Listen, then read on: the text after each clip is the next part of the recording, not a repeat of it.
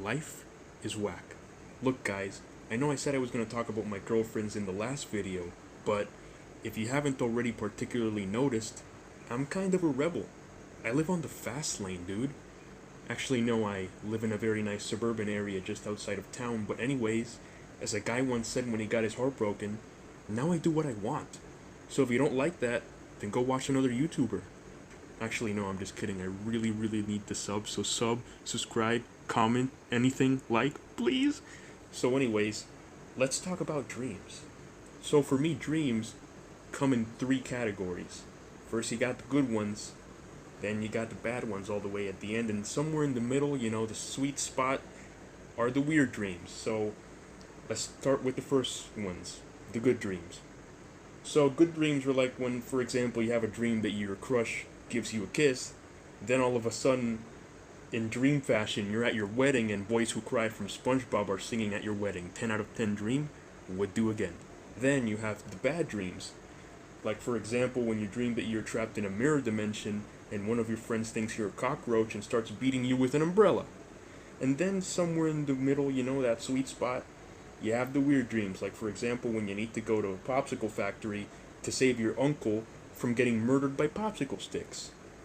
The first dream example, it actually never happened, but the last two did happen. Don't judge me. Dreams are so weird because you get so invested in them to the point when you're in them, you just believe that everything makes sense. Like, for example, you're like, oh yes, I need to get this banana to Abraham Lincoln before he signs the Judas contract, and it just all makes sense, Like, it just feels like everything is hanging in the balance, and you have to do this. You gotta get that banana to Abraham Lincoln, or he's gonna sign the Judas contract. But I don't want to talk about that dream because I never had it, but it was just an example. So, first off, I'm gonna start with a rather sad, but mostly normal dream compared to the others that I've had in my life. So, a couple of years ago, my parents bought a really nice SUV. I was gonna say SVU, but I don't know what the hell happened. I'm glad that I fixed it somewhere in the middle, and it was just very awkward, but I'm going to leave that in the video.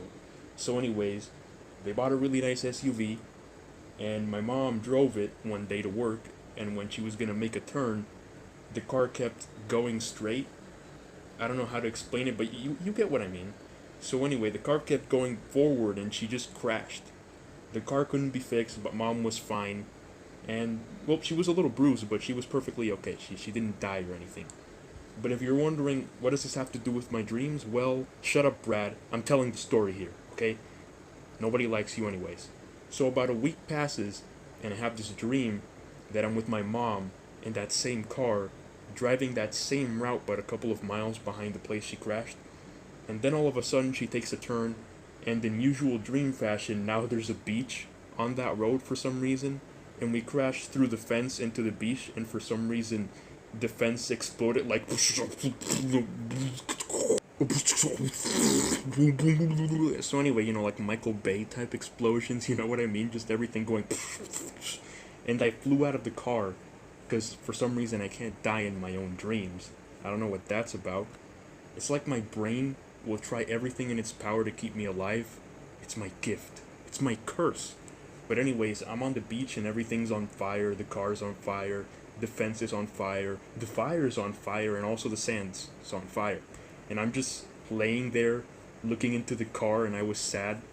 But then I woke up and I knew it was a dream because mom crashed the car, and there were no exploding explosions, so I fell asleep again. But brace yourselves, because it gets weirder. So this one time, I had a dream with my teacher, Mr. Boyega. That's not his real name, but for my friends who know him, they'll understand. So in the dream, I was in a mall, running, jumping over tables, breaking windows, jumping down to the first floor. I was like one of those dudes that do things. Then all of a sudden, I love how I keep saying then all of a sudden because everything in dreams happens so sudden, like everything shifts from one place to another out of nowhere. But anyways, there's this big Broadway-like theater in the mall, and I just can't stop running. My legs are doing all the work. And then all of a sudden, I'm in the theater thing, and I'm backstage running at the curtain, and I take this big leap into the curtain, and it falls over, ruining the play. But as dream logic would dictate, there's no one on the stage, but the audience is like packed, like it's full, everybody's there, and everyone's just laughing at me, but I'm still under the curtain that's now on the floor, so no one knows it's me. So I step out backstage, carefully leaving the curtain, somehow no one saw my face. But then Mr. Boyega comes out, and I don't remember exactly what he said, so I'm gonna paraphrase it. He showed up with his son, and he's all like, "That was amazing what you did back there, you sucked really hard." And then I'm all like, "Excuse me, what?" And then he said, "Yeah, you were a loser. I wish my son acted like you. He's too cool. He's such a disappointment, but he's too old to abort. But maybe you can teach him your ways." Now, he didn't say all of that, but that's basically what he said in the dream. But I felt so salty, I had to wake up and I was like, "Dang, Mr. Boyega, why you have to do me like that? We was tight and now you want me to give your son loser lessons? Come on, dude." By the way, I charge $5 by the hour. If you guys are interested, call this number on the screen, 888-447-5594. 888, yeah, you get the picture. So if you've ever seen The Simpsons, they're really famous for, predicting things like Nostradamus used to do. Fun fact, Nostradamus invented the bagel. And he was also the first man to discover that sharks are fluent in over 40 languages. But they don't like to show off, so you're never going to see a shark speaking in our language. So this one night, I had a dream in which Homer from The Simpsons was drawing 3 rectangles on a board. Then we cut away to a bridge with 3 bars holding it up. And then we get an establishing shot of the bridge.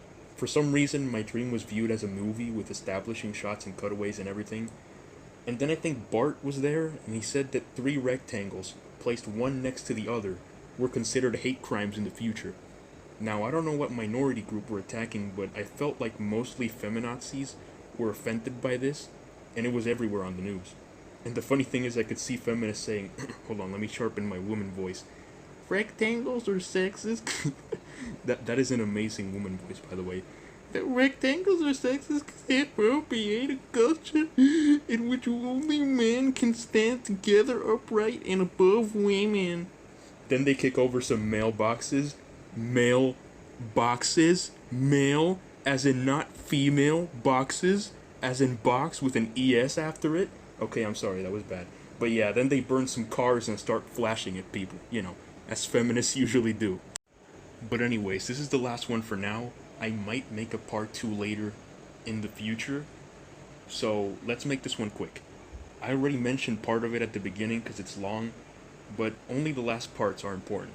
So I'm in this science building, and every door you open leads to another dimension.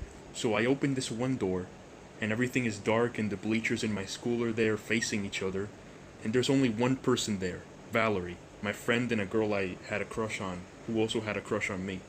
So I go to talk to her, and for some reason she looks black. And I don't mean black like she's gonna sell me drugs and steal my watermelons. I'm kidding, by the way. I'm like 60% black. Please don't kill me. But she looks more like a, how do I say this, a player you haven't unlocked yet? Yeah, like that. And then I approach her, and she's all like, "Ah, ah, ah." Anyways, and then she's like a cockroach, and I'm like, "Excuse me, what?" And then she starts whacking me with an umbrella, and I'm like, "Man, I'm leaving, this girl's tripping." And then I hear a clock counting down, and I'm like, I know stuff. I'm smart, see? I do my homework every now and then. So I run away, knowing that that's probably an explosion. And then everything starts exploding. And then I open the door, and the same explosion that was exploding explodingly inside the other dimension pushes me through the door, and I land on my chair in the middle of my living room. And then I wake up like, what the heck kind of weird music video was that? So anyway, guys, that's it for today. Expect more videos coming real soon. So the moral of today's story is, don't sleep, man, because dreams are whack. You don't want to end up marrying your cousin in space on the back of a sea turtle. So, Taco Cat out.